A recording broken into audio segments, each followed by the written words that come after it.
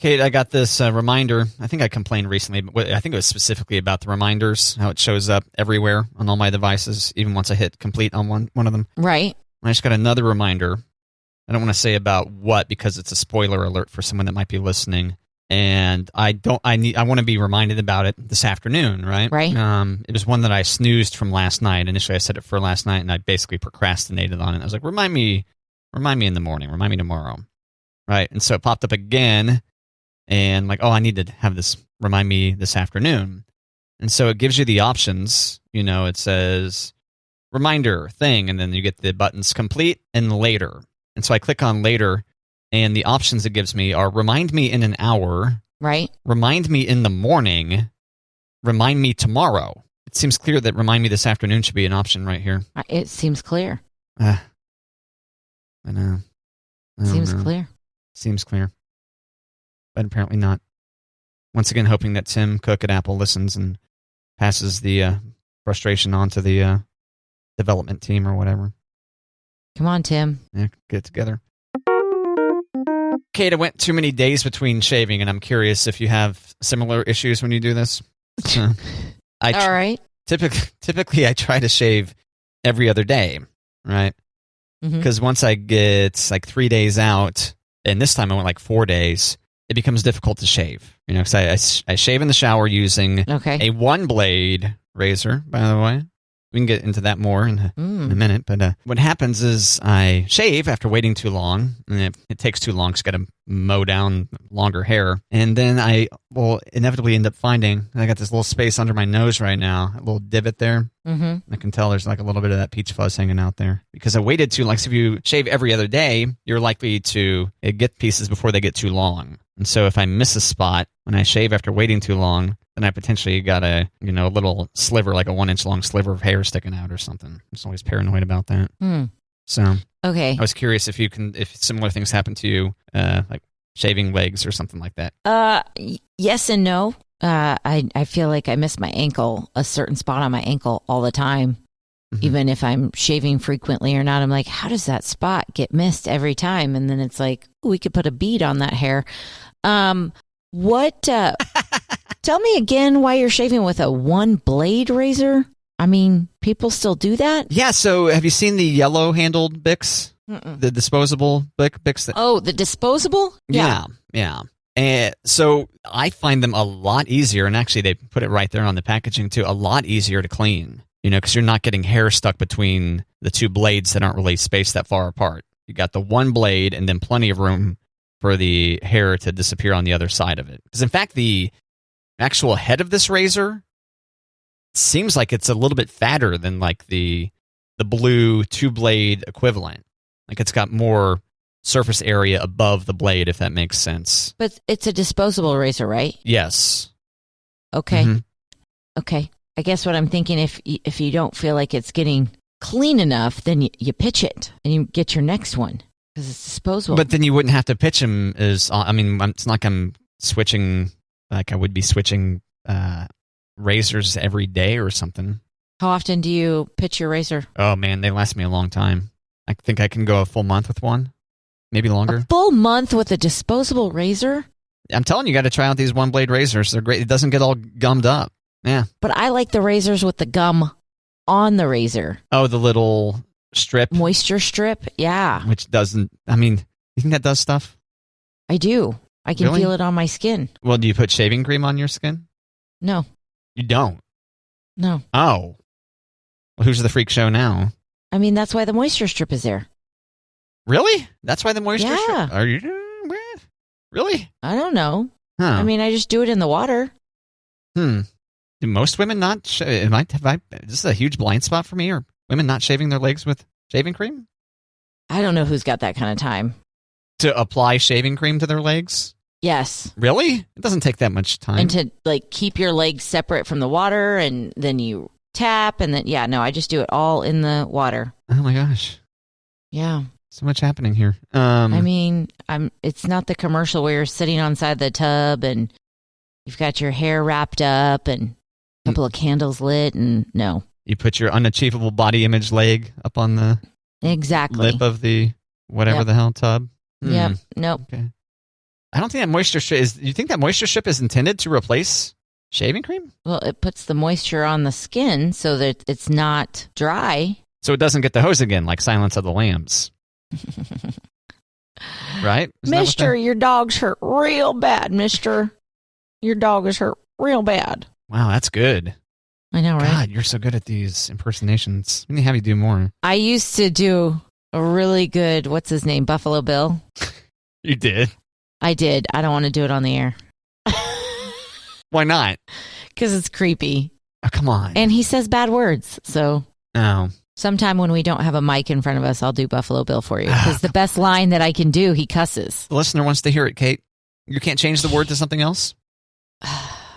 You are going to know exactly what that word is. So, me. I mean, if there's children in the car, I don't want to... The children might know. I don't want to damage any children. Exactly. I wouldn't say this in front of my kids. Come on, Kate. So. Fine. Can't just say a couple of words in his voice? No, I can't. I have to do the whole thing. All right, well, then do like Catherine O'Hara from Home Alone or something. Give us something. Catherine O'Hara? Okay. From Home Alone, yeah. I know. But you said Catherine O'Hara, and it made me think of, who's the other Catherine? Catherine Zeta Hepburn. Jones? No, it made me think of Catherine Hepburn. And I was like, I don't do a Catherine Hepburn. I probably could because she talked like this. And yeah, that's good, yeah. Yeah, thanks. Okay. On golden pond. Yeah. I even shook my head. Like, come on. Oh yeah, do the old lady head bob. Right. My neck isn't strong enough to stabilize my head. Kind of bobbing around. I can do the jaw like Catherine Hepburn. Kevin, there are 15 people in this house, and you're the only one who has to cause trouble. Oh, Catherine, I love her. More, please. More, please. Okay. Yeah. I hate this. I'll be Kevin. I hate this family. This family is awful. I know I'm not doing the line right, but whatever. Doesn't matter. I know, and you're putting me on. Okay. Then maybe you should ask Santa for a new family. There we go. That's what I wanted. There's more, but I know. I'm off on my Home Alone game. I'm off. Are you not feeling it? Yeah, well, you know. I'm off. Well, you know, when Christmas comes back, this will be something for the listener to look forward to around Christmas time when you and I have both freshly watched Home Alone. Right. And thus will be delivering all kinds of fun Home Alone lines and various character voices. That gives me some time to work on my Joe Pesci impersonation. There you go. Yeah. But I mean, I'm still stuck in Catherine O'Hara, Schitt's Creek. What do you mean? I mean, I've been watching a lot of that, so it's hard for me to like picture her in the... Oh, yeah, it's quite a different character. McAllister role versus the Moira. Okay, do Catherine O'Hara from Beetlejuice. Can you do a Beetlejuice version of Catherine O'Hara? Oh, I was just thinking about her. I don't do her. I can jump in the line, rock your body in time. Okay, I believe you. Yeah, and that one they're just lip syncing, aren't they? Yeah, but that's Deo, isn't it? Yeah, Deo is what they do at the dinner party. Yeah, not jump in the line. My bad. Yeah, that's the song that happens at the very end. Get your Harry Belafonte songs right, Kate. Oh, look at that. Yes. Impressive. Thank you. Yeah. Okay. How about Catherine O'Hara from... Waiting for Guffman? Yeah, one of the Christopher Guest movies. I don't remember any of the lines. Best in Show. I do a Best in Show, Catherine O'Hara. I don't... Who's her character in Best in Show? She... married to Eugene Levy's character. Right. And she like twists her ankle toward the end of the film. You know, and she's supposed to do the dog walk and that's right. Fantastic. Remember her like she's struggling to walk around. It was a fantastic piece of physical comedy she does there because her knees like buckling under her. I have only seen that one I think once, but I've seen Waiting for Guffman a bunch of times. I like that one the best. Okay. Yeah. And Christopher Guest is Corky and he's like, you all people are... I can't say it. There's cuss words. I'm just going to go home and I'm going to bite my pillow. It's Waiting for Guffman. Christopher Guest in scene. Thank you. All right. Yeah. This has been Kate Does Impersonations. Not really. This has been Matt telling Kate to do this, do that. One of the more popular features of Matt and Kate.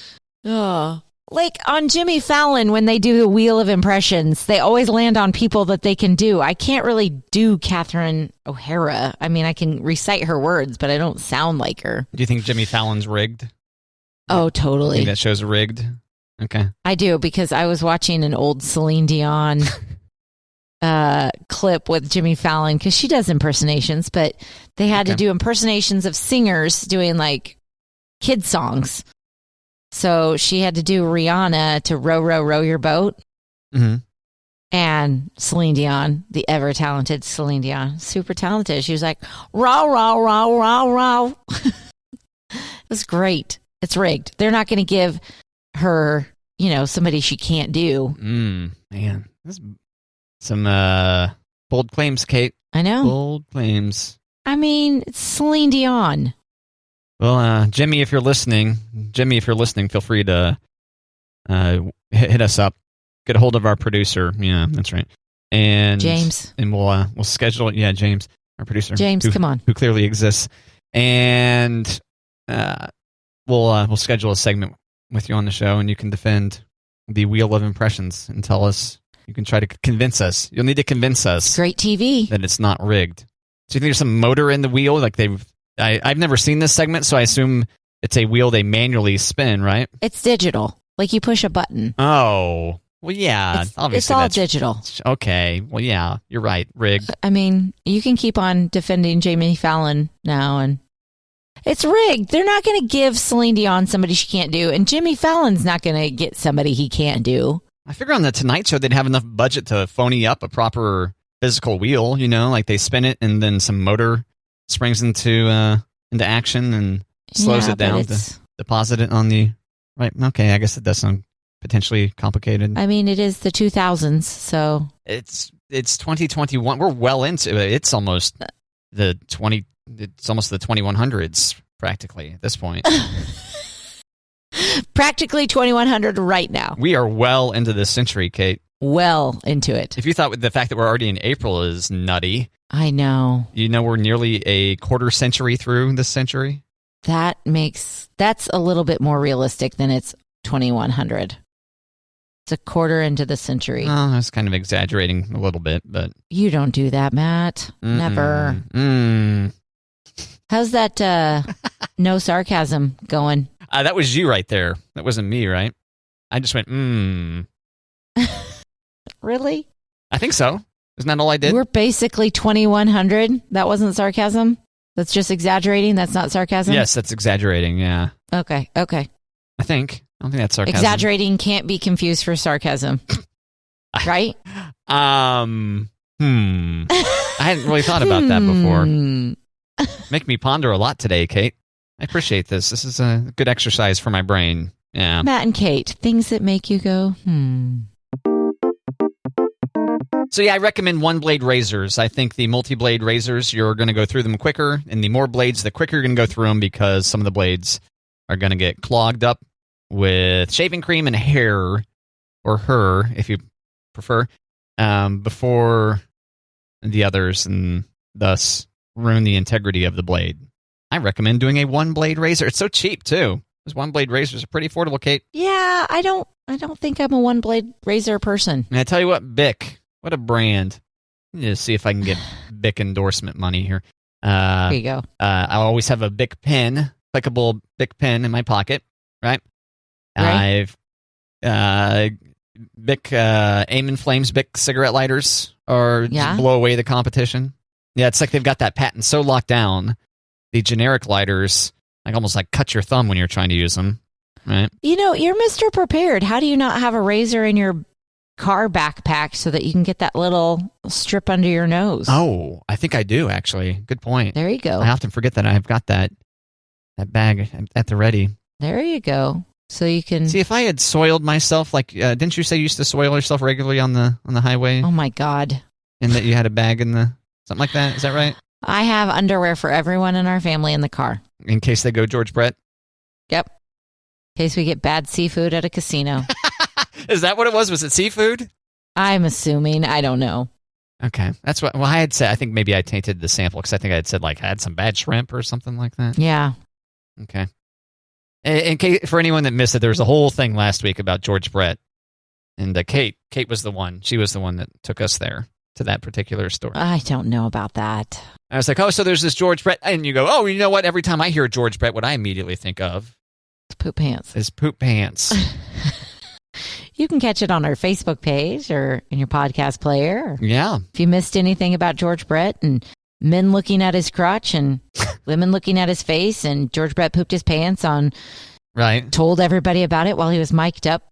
Right. It's all in last week's show. And that I gave him the, in person, I gave him the dimensions to an iMac so that he could build a desk that had an elevator from which the iMac would elevate from within. So. And he gave Matt his personal email address. That's right.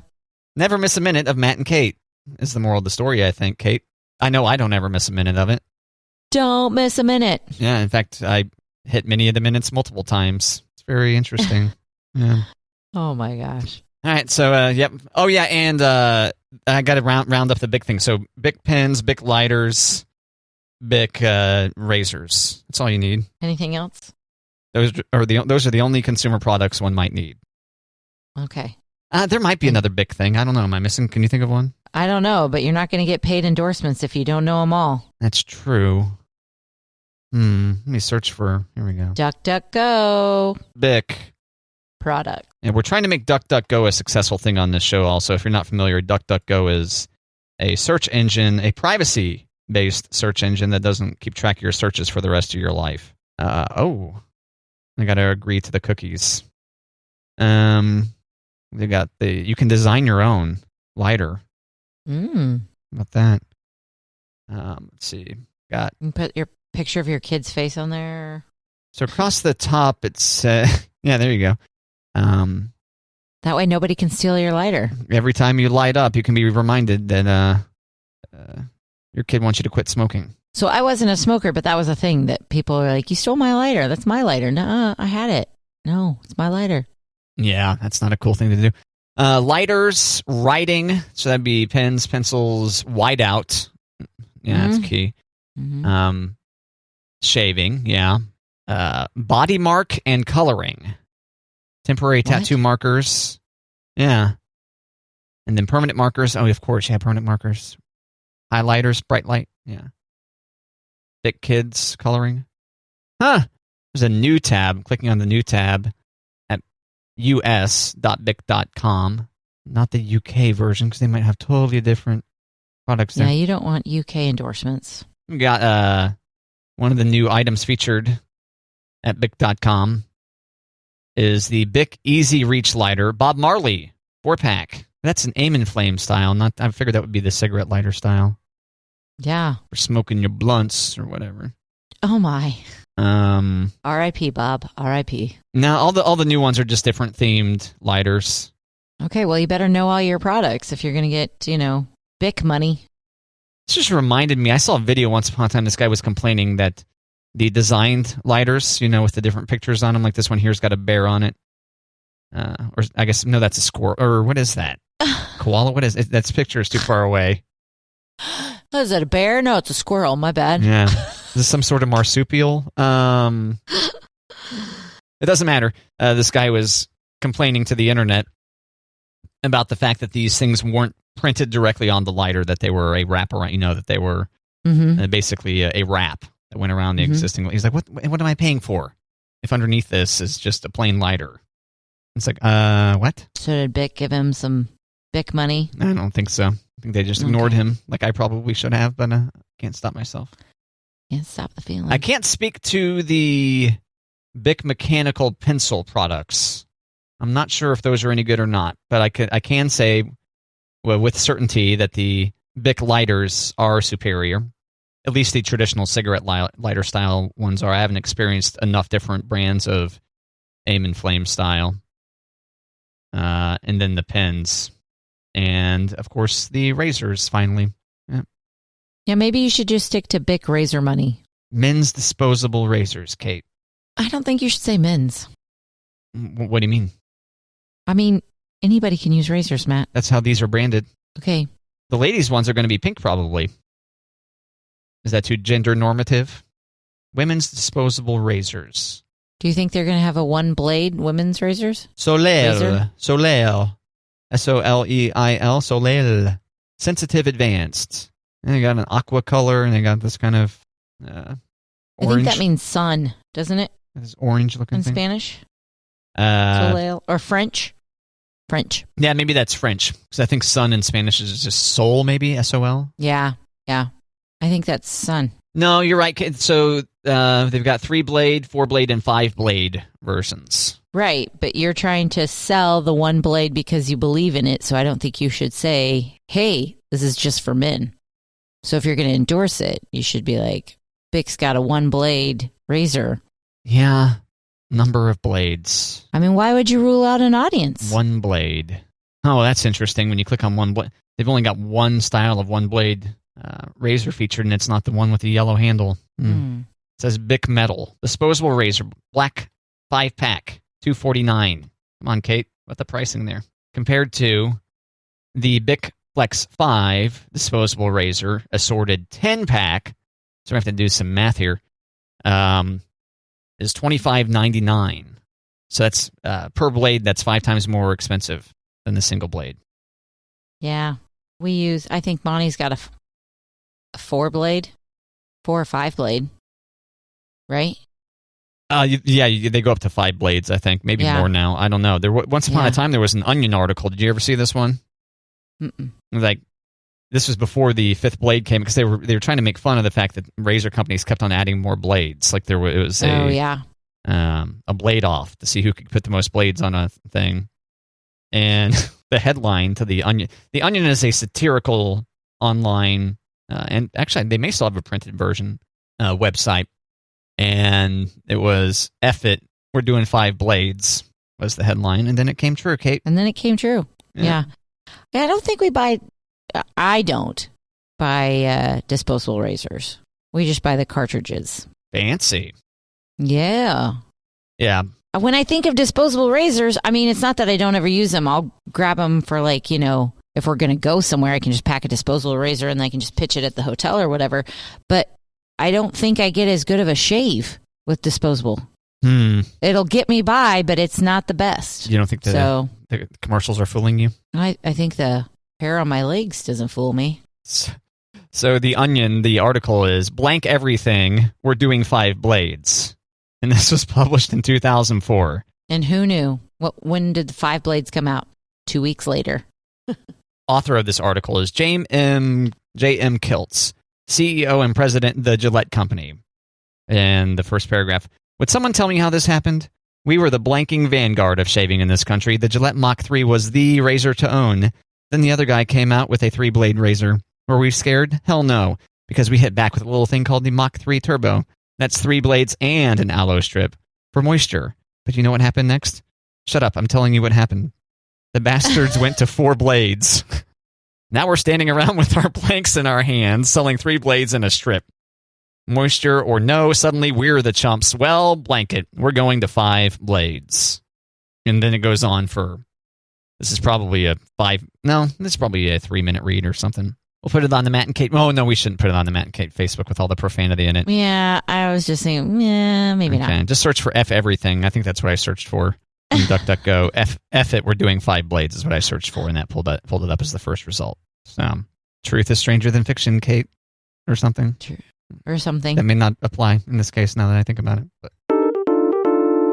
You were talking about DuckDuckGo versus Google because Google, your search will stay with you forever, right? Mm-hmm. Yes. Okay, so I found a Google trend search for March 2020 to March 2021, the most popular cocktail in every state. And it's basically the most searched for cocktail recipes. So maybe they're not, the most popular drink in that state as much as it's the most popular searched for recipe. Yeah, someone may be looking to make an old-fashioned for the first time or something. Right. And in fact, Wisconsin's the only one that was their number one. Did I put it? States by cocktails. Can you see it in the notebook? Oh, yeah. So then I'm going to make you look at the map, Matt. Oh, here we go. Another. You're not worried about this being a spoiler alert for me? This isn't some kind of quiz? Okay. What do you think Missouri searched the most for as far as most popular cocktail recipe? Oh, cocktail specifically. I got to cocktail specifically instead of drink recipe. Because if it's just drink recipe, I could say like moonshine or something like that. Right. And it's March 2020 to March 2021. So in the last year, what do you think Missouri searched the most for? Tom Collins. Interesting. Margarita. Margarita. Margarita. Because I was really trying to think of people are searching for this. I feel like it's a cocktail people are going to be really unfamiliar with how to make. I know. That's what I thought too. But now I'm questioning everything. Because I don't understand Kansas. So that's your clue. What do you think Kansas searched the most for? A lot of people can't understand Kansas. In Kansas, you don't understand why people are searching for this. A screwdriver? Wine cooler. Like, do people make their own wine coolers? They're searching for wine cooler recipe? Yes. Isn't that weird? So wine cooler that's just carbonated wine, right? I don't know. Oh. Kansas and Pennsylvania are the ones looking up wine coolers. They're the ones that know. Ask them. Yeah. Nebraska is Moscow Mule. Okay. Colorado, Mimosa.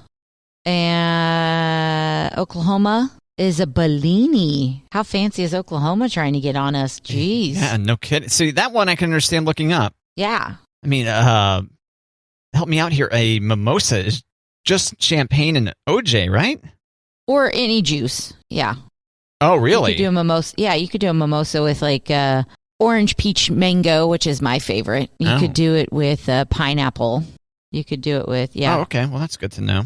Yeah. All right. So what is this? It's an Oklahoma beverage? Is that what you said? Oklahoma, their most searched for was Bellini. And so what's in a Bellini? Do you know? Yes. I was going to say, yeah, you've got some bartending cred, right? Right. Bellini is Prosecco and peach puree. Yeah, I don't even know what Prosecco is. So it's going to be in the mimosa family for sure. Okay. Iowa had the fuzzy navel. That's such a gross name for it. I know, right? Yes.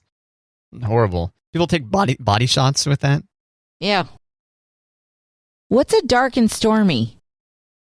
Okay. Do you know that one off the top of your head? I was just going to guess that maybe it's some kind of coffee beverage with some kind of alcoholic cream kind of thing in there. Gosling's Black Seal rum and ginger beer. No lime juice, but garnishing with a lime wedge. No lime juice, but garnished with a wet. Okay, so they don't want you squirting the juice into there from the wet. Not. That's a tough thing to resist doing. Right? If I were to get that beverage and maybe they pre-squeeze it into the drain. That is Rhode Island's number one searched for. What about a rusty nail? What's a rusty nail? Oh, I got scared there for a second. A rusty nail is some kind of whiskey beverage. It's made by mixing Drambuie and Scotch. Gosh, I'm horrible at guessing these. I think you're doing good because I don't know that I would have said whiskey for sure. Okay. Maine likes a rusty nail. Idaho hot buttered rum. Indiana tequila sunrise. Okay, yeah. New Jersey and New Mexico, they like a pina colada. Well, that was pretty. You're welcome. I didn't say thank you. I was just everybody else was like, ugh, stop it. Yeah, you're butchering my favorite song, Kate. Come on. Exactly. I'm just glad they're not doing Friends at Low Places at Kauffman Stadium anymore. At least I hope they're not. Not going to bring that back now that they have fans back in attendance, are they? What is a painkiller? Oh, God. Grain alcohol and water. You would think. But it's rum, pineapple juice, orange juice, and I think cherry. And like a little splash of, what's it called? Grenadine. Grenadine, yeah. A maraschino cherry optional garnish. And coconut. Cream of coconut, nutmeg, orange, and pineapple wedge, maraschino cherry optional, dark rum. Sounds very tropical. That's Massachusetts. Number one searched up drink. Did you still want to drink during this show? Sometimes. Is it because of me? Sometimes. Okay. Yeah, don't blame me. I'm definitely like, I'm an advertiser's dream. Like you start talking about something like, oh yeah, I definitely want that. Oh yeah, 6 blades, bring it. Yeah. You know it. That sounds right. But I was looking at some of the Bellini stuff or the mimosa stuff. I'm like, I could go for a mimosa right now for sure. Yeah, breakfast. A mimosa or a bloody or Bailey's and coffee or something like that. Or just Bailey's or Bailey's and hot chocolate. I feel like I need to get some Bailey's or some kind of coffee, something that would go in coffee. What else goes in coffee? Bailey's? Jameson? You could do that. You could do the Irish cream and the Jameson. You could pour some of that Wild Turkey 101 in there. Ooh. Crazy. Man, well, now that I've been doing this cold brew thing, it's like, I could get pretty creative with the alcohol for this. A little bit different than the hot coffee alcoholic beverage, but there you go. Yeah, I'm still doing the cold brew quite a bit since I got that portable French press deal. Nice. It has some more chocolate-y kind of notes to it. It's quite a bit different than coffee, Kate. I'll have to pour some for you sometime. Sure. Okay. Taste test. I mean, I'll smell it and I'll hand it back to you. I'll smell it. Stick your tongue in it and then just hand it right back. No. No, thank you. No. Just spit directly into it and hand it back to me. No, thanks. Patooey. I didn't like it. No, and I just had to put Monty's. I didn't have to. I decided to because he hasn't used his French press in a long time. I put it on a higher shelf in the pantry. I was like, this is taking up valuable space. We'll put it up high. He can get it if he wants it. He's tall enough he can reach for it. Or he can get the step stool out like I did. Oh, man. Really making him work for that, huh? Well, he hasn't used it in a while, so I think he's going to have to commit. You want it or not? You guys have another coffee maker or no? We have a Keurig. Oh, and we have the electric teapot. And he's got the French press. And I feel like there's another coffee accessory that he's got too. You use the electric kettle to make the French press coffee. Sure. Right. Okay. I don't know. He hasn't used it in a long time, so I don't know. I just use the electric kettle for hot chocolate. Or is this one that you could do pour over coffee with? It has a spout. Yeah, so it's got the curvy kind of spout to it, right? Yeah. Fun. Okay. Yeah, I don't know any of that stuff. Yeah, my electric kettle is meant more for tea. So you're not it doesn't give you that precision pour like you could get out of one like that style that you got. Yeah. It's more like a pitcher. Yeah. Yeah. Hot water as opposed to yours, which allows you to do a precise pour. So if you wanted to get Monty a pour over coffee maker, that could be an option. If Monty wants to get Monty a pour over coffee maker. Gift ideas, Kate. I know, but I don't know enough about what kind of drinks he likes that I'm not going to. Here's your gift card. Go buy, the coffee maker that you want. That's what you do? Are you guys at that point in your relationship? Here's the gift card. Go get it. I mean, not. Figure it out. No, because he tells me what he wants from like Home Depot. And I go to Home Depot and I pick it up and I wrap it up or whatever. But that's very specific. Okay. I would have to tell him, hey, I want to do something for your coffee. Yeah. Is this what you want? You know what I mean? Yeah. Did you say he's not using the French press very much? No. So I'm getting an additional coffee maker that might require work, might not be ideal. Might not be great. You guys get a lawnmower yet? No, he's talking about he's got to get it. He was supposed to get it last weekend and it got away from him, but he keeps talking about how the grass is looking really nice. We're going to have to get on it. I'm like, well, go get it. Yeah, has he identified the mower he wants to get? I know you guys are getting a 0-turn mower, which is, yes, that's that's awesome. Yeah. A little bit more of an investment, but man, you can do some more efficient lawn mowing. And more designs, too. You could do some fancy designs, Kate. Matt. Put a big old Kauffman Stadium-style design out there. Right. Yeah, do the K logo. That'd be a nice surprise for Monty to come home to. There you go. Or I could do a big fat M for him. Monty's lawn. Yeah, like, oh, Kate's a practical George Toma up in here. Look at you go. George Toma was the longtime groundskeeper for the Kansas City Royals and also did more Super Bowls, I believe, than any other groundskeeper. I believe currently it's Trevor Vance. I think Trevor Vance is the current groundskeeper at the K. Is George still with us? I don't know. Let's find out.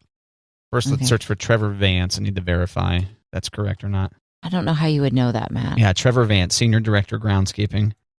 And then George, whoop. Easy. Easy. I got to like contort myself to be able to type while moving my head around this microphone. Still alive. But once again, I mean, he's at the age he could have perished minutes ago, and we don't have it updated yet on the Wikipedia. Born February 2nd, 1929. So man. He is, now how old does that make him, Kate? Can you do that math? He's going to be 91. Nope. He is 92. Just turned 92 in February. Okay. Shoot. Yeah, well. Well, God love you, George. Keep on ticking. This Wikipedia article is not nearly as long as it should be. I mean, it's only like 5 paragraphs. Well, didn't you just give all the highlights? Kauffman Stadium, Super Bowls. Still alive. That's 3. He worked for the then Kansas City Athletics until the team relocated to Oakland in 1967, and then for the expansion Royals at Municipal Stadium, where the NFL Kansas City Chiefs also played. Municipal Stadium was also home to the Kansas City Spurs soccer team. Huh. It's not George Toma in the Snickers commercial, is it? I don't know. Where they're doing the grounds at Arrowhead, and it's supposed to say Chiefs in the end zone, and it says chefs. I don't think so. And he's like, that looks great, but who are the chefs? And he goes, great googly moogly. Oh, well, maybe. And he gets a Snickers. I don't know. Older, I mean, obviously he'd be an old guy, but yeah. Maybe, I don't know. I'm kind of familiar with the commercial you're talking about, where they misspelled. Great googly moogly. Toma's reputation won him the job of preparing the field for the first Super Bowl in 1967. Mm-hmm. He was given free rein by Pete Rozelle to decorate the field however he chose. He has worked every Super Bowl since 1967. That doesn't mean he was necessarily lead groundskeeper, but he comes in and maybe looks at the blades of grass. Consultant. Yeah. Have Super Bowls always been played on grass? There's been indoor Super Bowls, right? Well, in fact, when he was groundskeeper for the Royals at what was Royal Stadium at first, it was artificial turf there. Okay. And they have... So he's not just specifically a grass man. Grass man's high on grass. Let's get their money. Okay, in 1972, 2 new stadiums were built in Kansas City. Royal Stadium, now Kauffman, and Arrowhead Stadium. Both featured artificial turf, which brought Toma a new set of challenges. Toma has noted that artificial turf fields also require maintenance, and his crews have been able to nearly double their lifetime. So look at that. Way to go. Man can deal with grass. He can deal with turf. What can he do? He's a Korean War veteran, apparently. George. George. Well done. After serving in the military during the Korean War, Toma had a choice of working as a stadium groundskeeper for minor league teams in Kansas City or Denver. He reportedly took the Kansas City job because the field was in worse shape than Denver. So, there we go. George Toma. What do you say on the Matt and Kate show? Oh, we learn and grow each and every day about groundskeepers on Matt and Kate. Who knew? Now you do. His nicknames include Sod Father and the God of Sod, Kate. Oh, funny. Sod Father. Fantastic. Not just Grass Man? Not just, I don't know if ever Grass Man, but well, keep saying it. It might stick. I know. It makes me giggle every time. Since this is a daily feature on Matt and Kate, it's plenty of time to make it stick. What with our worldwide audience, Kate? Makes me giggle. Ha, ha, ha. Because he's all about the grass, George Toma. Do you think he's some kind of like big weed smoker or something? Is that what you're... No. Okay, just making sure. Think about grass and what it rhymes with. Well, yeah. That's where I was going with. Bass. Not weed. Yeah. Bass. It's even better when you have to explain it. It makes it way funnier. That's what I find with most jokes. What also is great is sharing a comedic premise from like a TV show or movie. That always kills just as good as the original. It's good. It's good stuff. Media. Yeah, it's great. We're going to take it on the road. That's right.